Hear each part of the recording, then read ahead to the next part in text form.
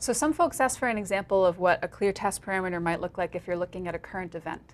So this is a current event that I copied and pasted from the homepage of the Hartford Current yesterday. And it's about the Big E.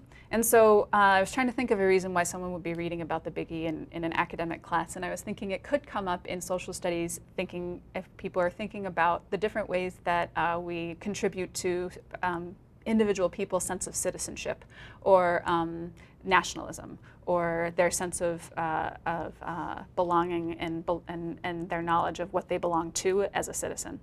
And so I was thinking that you could read this.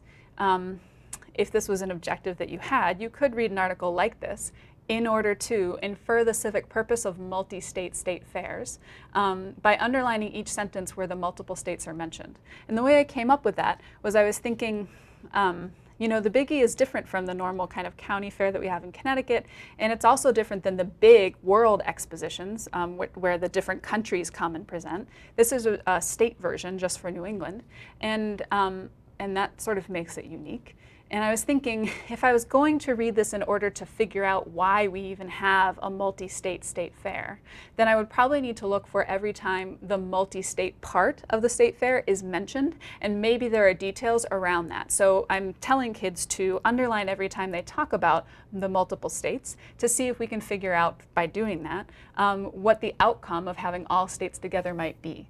Like, is it mentioned in relation to number of ticket sales? We get ticket sales from all 6 states. Is it mentioned in relation to communication between the states or comparison or competition between the states? Why do we have the states together in a big state fair? Probably could be answered by looking for those sentences where we talk about all of the states that are appearing here.